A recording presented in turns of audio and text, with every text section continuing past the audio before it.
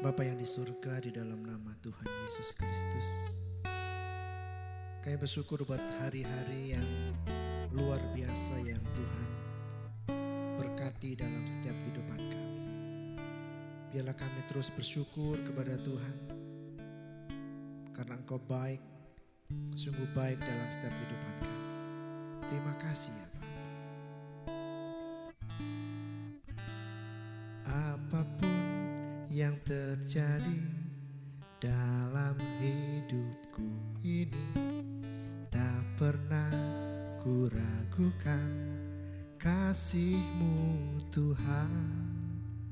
Lewat gunung yang tinggi, dalam lembah yang curam, tak pernah ku ragukan janji-Mu Tuhan.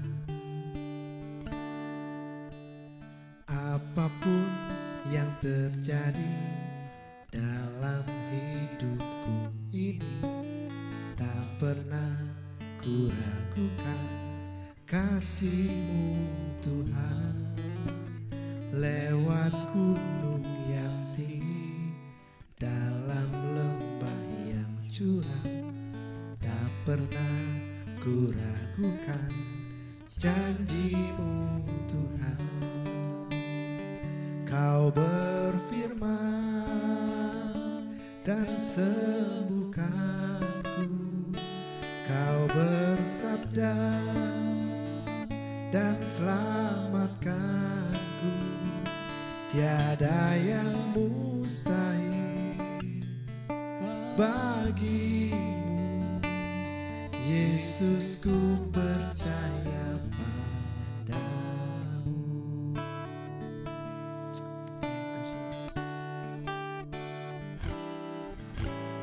Apapun yang terjadi dalam hidupku ini, tak pernah ku ragukan kasih-Mu Tuhan.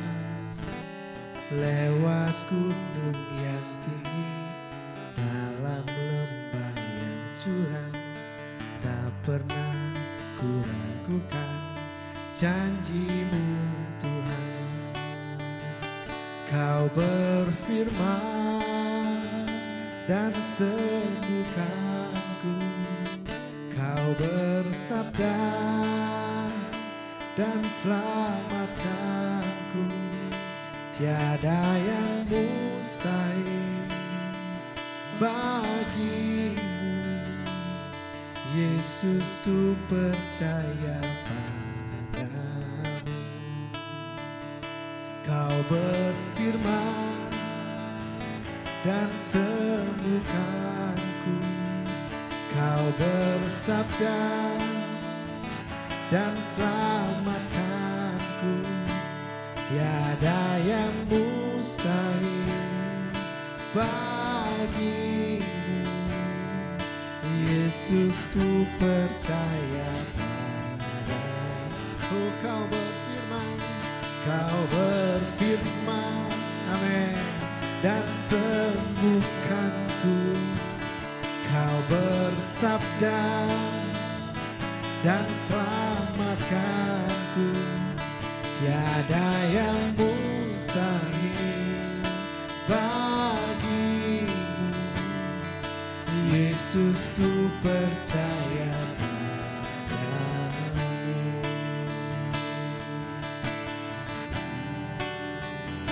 Tiada yang mustahil bagimu Tuhan. Tiada yang mustahil bagimu. Haleluya, haleluya.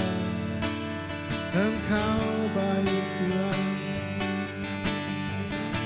Tiada yang mustahil bagimu. Oh, haleluya.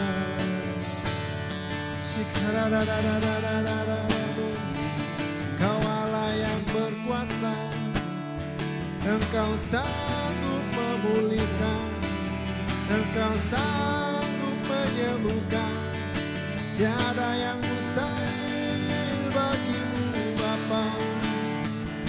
Kami sembah sembah, kami tinggikan nama-Mu Yesus. Tiada yang mustahil bagimu. Oh, ya la la la la la la la la la la ya sing. Haleluya, haleluya, haleluya, haleluya, haleluya, haleluya, la la la la la la Yesus.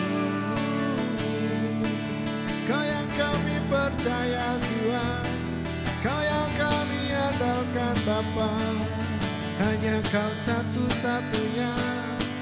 Oh Yesus, terpujilah nama-Mu, terpujilah nama-Mu Tuhan.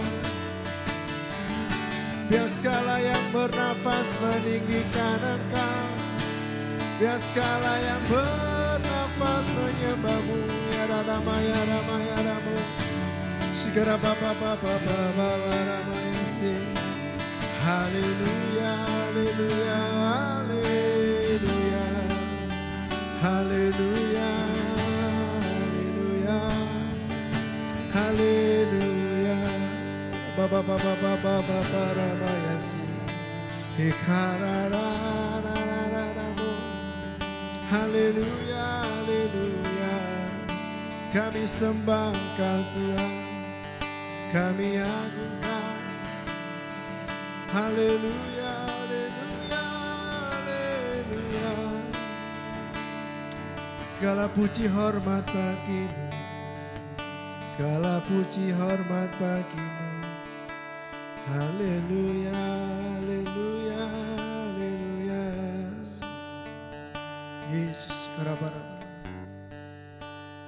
Yesus, Yesus.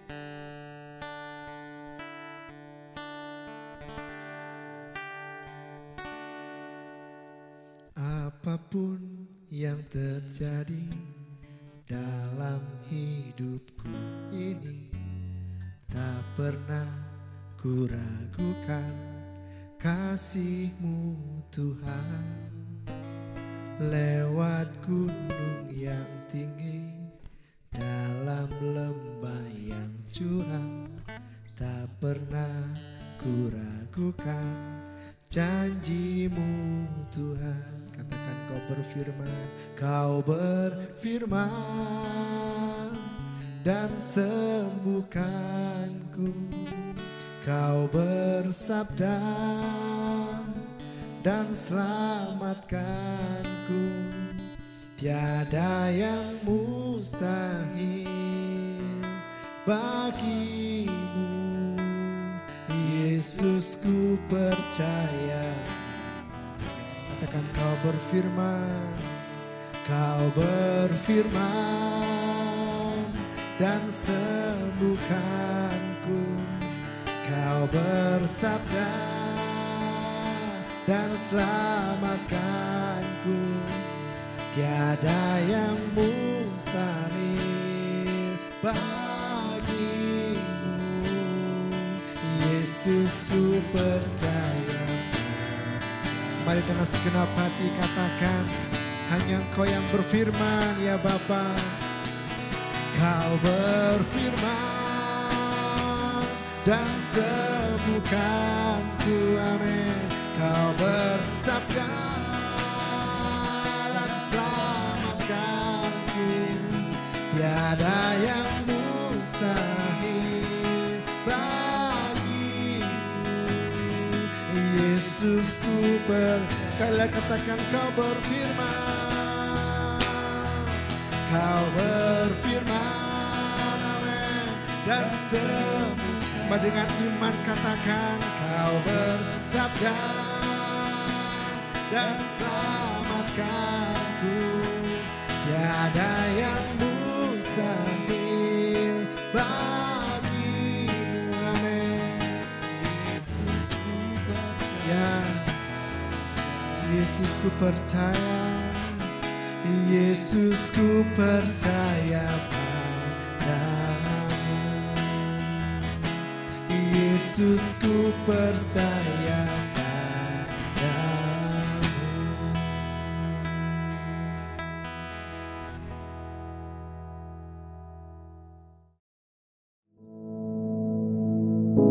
Our Father, which art in heaven, hallowed be thy name. Thy kingdom come, thy will be done in earth as it is in heaven. Give us this day our daily bread, and forgive us our debts, as we forgive our debtors. And lead us not into temptation, but deliver us from evil. For thine is the kingdom, and the power, and the glory, forever. Amen.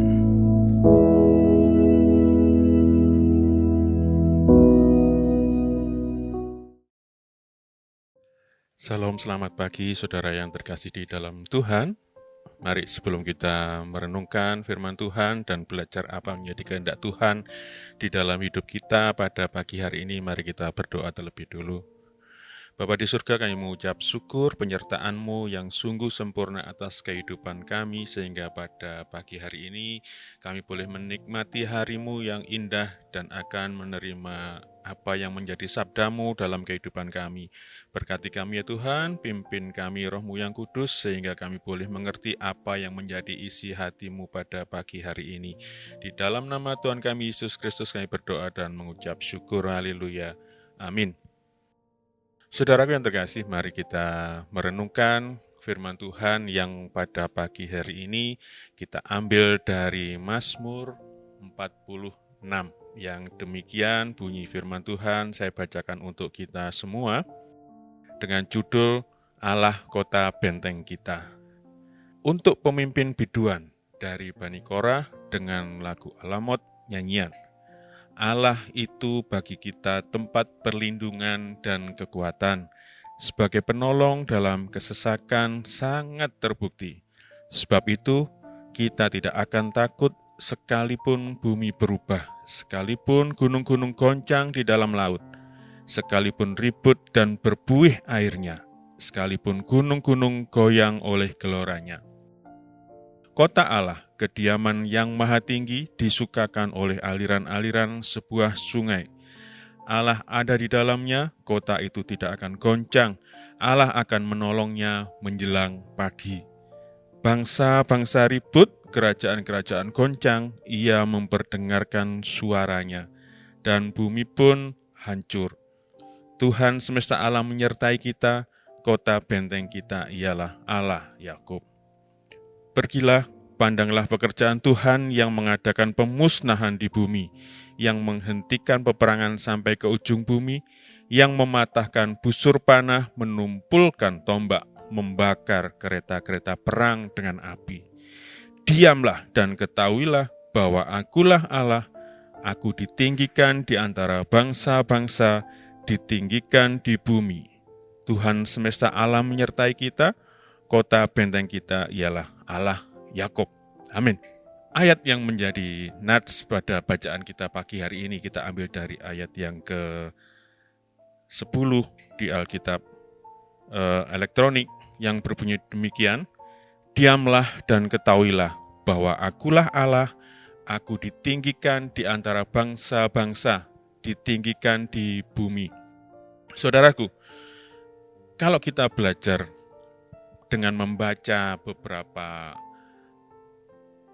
kitab di belakang Mazmur ini, kita akan menemukan bahwa Mazmur ini adalah Mazmur yang mempunyai atau mengandung sebuah sejarah di mana kita bisa belajar menggunakannya di dalam kehidupan kita.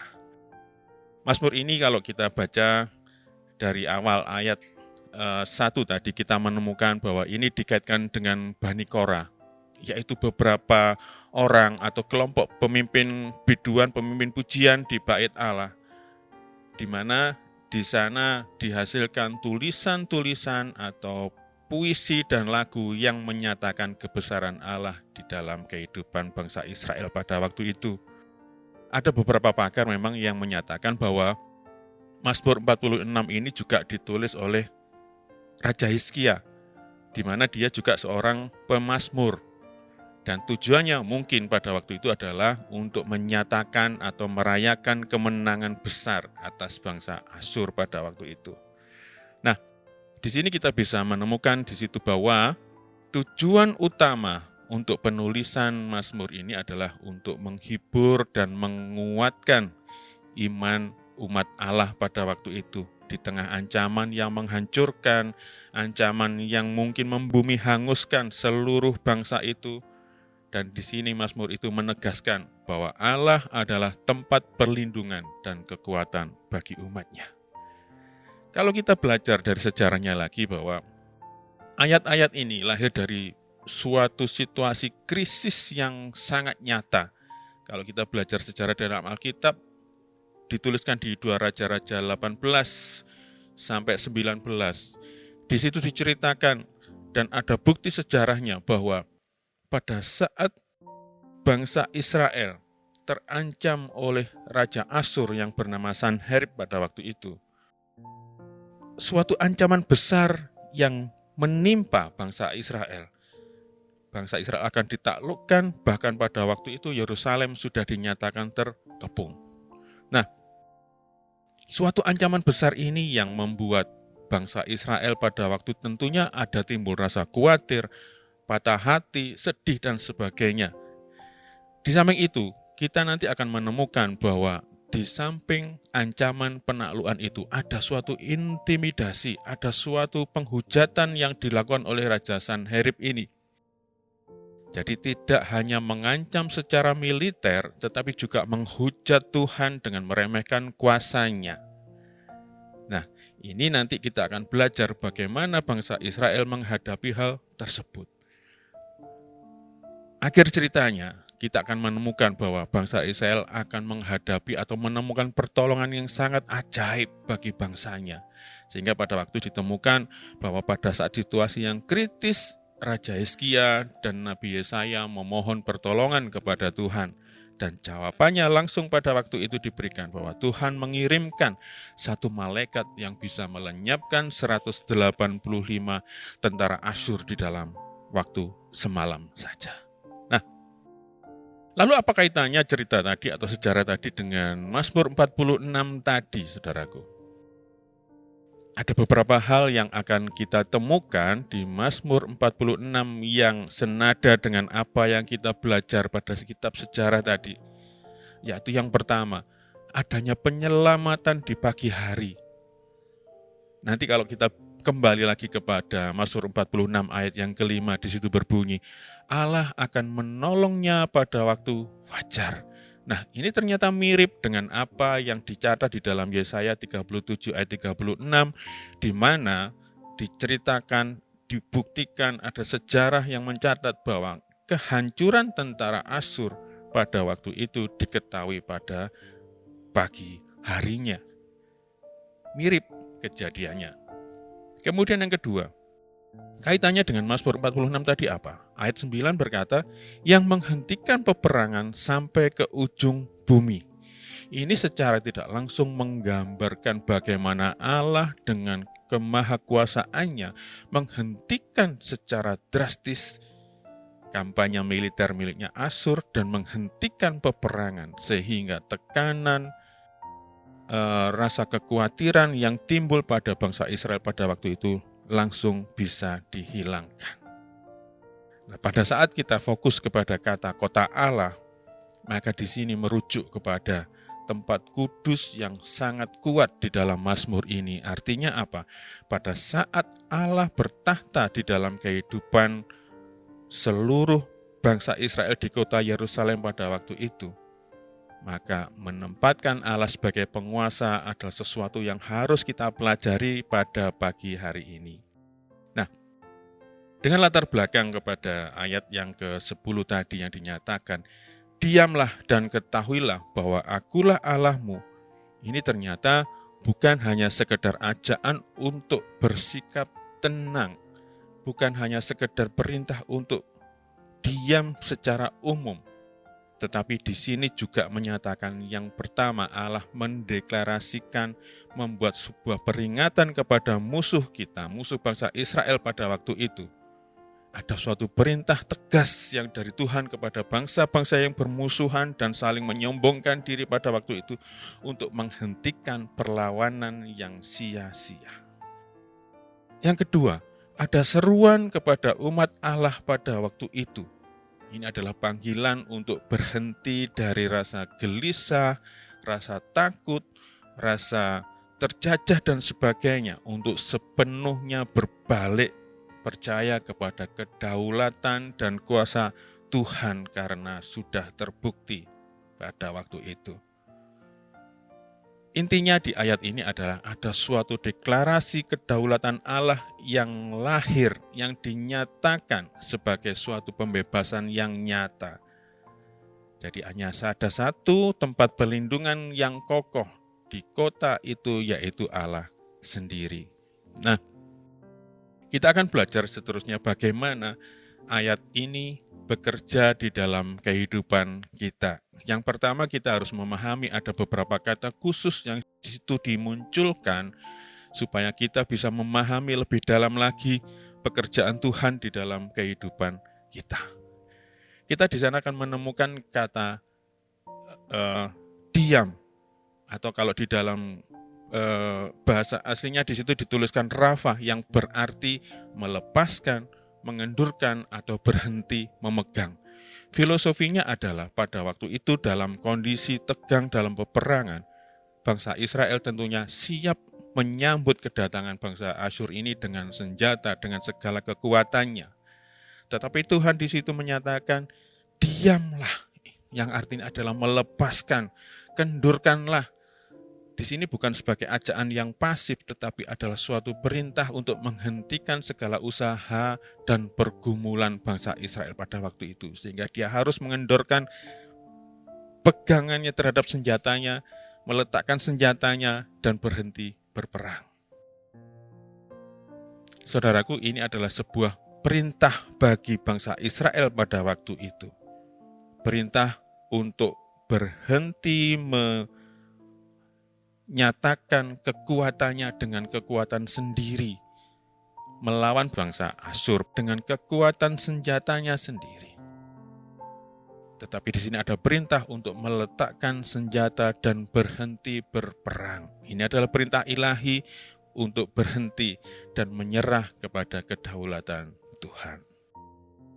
Yang kedua, ada kata-kata di situ, ketahuilah. Ketahuilah ini bukan hanya merujuk kepada hal yang bersifat selintas yang dilihat, selintas apa yang dipikirkan. Bukan hanya bersifat sebagai informatif supaya mereka bisa tahu. Tetapi ini bernyangkut dengan suatu sifat yang eksperensial atau pengalaman yang begitu mendalam. Jadi bangsa Israel pada waktu itu dituntut atau ada perintah, ketahuilah, jadi sadarilah bahwa Allah juga berada di tengah-tengah kalian pada waktu itu. Sehingga bangsa Israel benar-benar mengalami pengalaman yang sangat berharga dengan kekuasaan Allah. Nah, kita memahami apa dari beberapa pemahaman kata-kata kunci tadi? Saudaraku, bahwa di dalam ayat 8 dan 9, kita nanti akan menemukan di sana bahwa ada seruan untuk menyaksikan perbuatan-perbuatan Tuhan yang menghentikan peperangan. Dengan demikian, pada saat kita teruskan di dalam bacaan Mazmur 46 tadi sampai ayat ke-10, ini adalah sebuah klimaks cerita, klimaks kejadian di mana Allah sendiri yang angkat bicara untuk menegaskan kedaulatannya setelah tindakan penyelamatan terjadi. Nah, hari ini juga kita akan belajar bagaimana ayat 10 ini bukan hanya ajakan untuk diam di dalam keheningan pasif, tetapi ada sebuah pernyataan ilahi yang tegas dan aktif dari diri kita, yang harusnya kita belajar dari bangsa Israel pada waktu itu, aktif untuk mengakui kedaulatan Allah di tengah krisis. Jadi kalau boleh saya garis bawahi, di sini makna diam adalah meletakkan senjata atau perlawanan secara pribadi dengan kekuatan kita, tetapi kita balik untuk mengandalkan kekuatan Tuhan yang ada di pihak kita. Berhenti melawan dan menyerah kepada Allah bukan sekedar menenangkan diri, tetapi secara aktif meletakkan kedaulatan Allah di dalam kehidupan kita. Jadi seolah-olah kita menghentikan segala bentuk perlawanan di dalam permasalahan kehidupan kita. Seolah-olah sudah ada yang menghadapinya. Seolah-olah Tuhan sudah ada di depan untuk mengalahkan semuanya. Ini yang dilakukan oleh bangsa Israel pada waktu itu. Nah, kita juga harus belajar apa implikasinya di dalam kehidupan kita orang percaya. Contoh konkretnya mungkin pada suatu saat kita menemukan permasalahan atau rasa tidak nyaman di dalam kehidupan kita karena ada berita-berita yang tidak benar atau sesuatu yang dituliskan di media sosial. Mungkin di antara kita membuat sebuah perlawanan dengan membalasnya di media sosial, menuliskan sesuatu untuk menyangkal semuanya itu. Tetapi di sini kita belajar pada hari ini bahwa seolah-olah Tuhan lepaskan dulu media sosial itu, lepaskan dulu handphone untuk menuliskan balasan dan sebagainya. Kita menyerahkan kepada kekuasaan Allah untuk menyelesaikan permasalahan yang ada di dalam kehidupan kita. Mungkin kita sering menemukan juga ada konspirasi di antara pertemanan untuk memboikot sana, memboikot sini. Nah, kita akan belajar pada pagi hari ini bahwa inilah yang Tuhan kehendaki di dalam kehidupan kita, bukan melawan dengan kekuatan kita, bukan melawan dengan cara kita. Kita diperintahkan untuk diam, kita diperintahkan untuk tenang, kita diperintahkan untuk ikut apa yang menjadi kehendak Tuhan di dalam kehidupan kita. Nah, pertanyaannya sekarang, apa yang menjadi asur-asur di dalam kehidupan kita? Apa yang kita rasakan sebagai suatu hal yang mengancam? Apa yang kita buat sesuatu ini menjadi sesuatu kekhawatiran di dalam kehidupan kita? Apakah mungkin ada sakit penyakit atau kesehatan kita? Kita akan menemukan di lingkungan kita bahwa pada saat seorang sakit ada dua ekstrim yang mungkin dilakukan. Yang pertama mungkin bisa terjadi sebuah histeria. Contohnya mungkin pada saat kita terserang batuk tiba-tiba parah, kita bergegas ke UGD sambil kita mencari-cari informasi di internet tentang suatu penyakit yang sangat parah yang ditunjukkan dengan gejala batuk ini. Atau kemungkinan dua, kita menjadi orang yang mempunyai sifat pasif atau fatalis misalkan, jadi merasa tidak usah ke dokter, saya berdoa saja, Tuhan yang akan menyembuhkan.